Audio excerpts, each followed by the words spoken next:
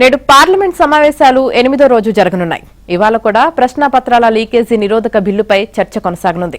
ఇక నిన్న కొత్త విద్యా మంత్రిపై కాంగ్రెస్ చేసిన వ్యాఖ్యలతో లోక్సభ దద్దరిల్లింది.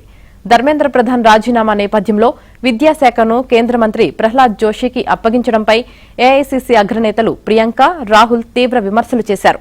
ప్రహ్లాద్ జోషి ఇటీవల రేపిస్టులను వెనకేసుకువచ్చారని, అలాంటి వ్యక్తికి ప్రధాని మోదీ విద్యాశాఖ బాధ్యతలు అప్పగించారని ఆరోపించారు.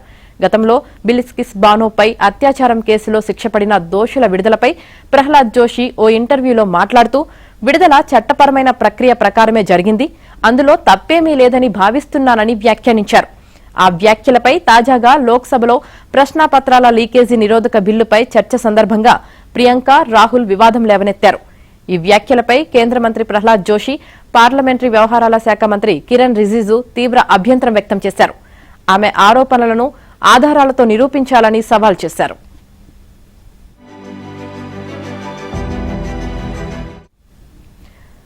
ప్రియాంక క్షమాపణలు చెప్పాలని, లేకుంటే సభ నుంచి బహిష్కరించాలని స్పీకర్ను కోరారు. దీనిపై ప్రియాంక గాంధీ ధీటుగా స్పందించారు. ప్రహ్లాద్ జోషి చేసిన వ్యాఖ్యల వీడియో తమ వద్ద ఉందని, ఆధారాలన్నింటినీ సభకు సమర్పిస్తానని చెప్పారు. ఇక రాహుల్ గాంధీ పార్లమెంట్ ఆవరణలో మీడియాతో మాట్లాడుతూ, ఇక పరీక్షా ప్రశ్నాపత్రాల లీకేజీ నిరోధక బిల్లుపై చర్చ సందర్భంగా ప్రతిపక్షాల నేతలు కేంద్రంపై తీవ్ర స్థాయిలో విమర్శలు గుప్పించారు. జెన్జీని ఆకట్టుకోవడానికి మోదీ వీడియోలలో యాంగిల్స్ ను మార్చడం వల్ల ప్రయోజనం లేదని, ఆయన తన మనసు మార్చుకోవాలని ప్రియాంక పేర్కొన్నారు. పేపర్ లీకేజీల నియంత్రణకు కేంద్రం నియమించిన హై పవర్డ్ కమిటీలో గోమూత్ర నిపుణుణ్ణి నియమించారంటూ ఐఐటి మద్రాసుకు చెందిన ప్రముఖ శాస్త్రవేత్త పి కామకోటిని ఉద్దేశించి విమర్శలు చేశారు.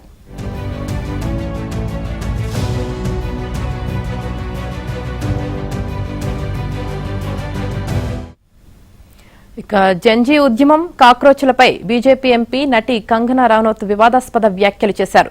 వారు జెన్జీ కాదు, మురికి కాలువల తరమని, కాక్రోచ్లు అనే పేరును సార్థకం చేస్తున్నారని అన్నారు. తన జీవితంలో ఒకే చోట ఇంత అసహ్యకరమైన దృశ్యాలను ఎప్పుడూ చూడలేదు.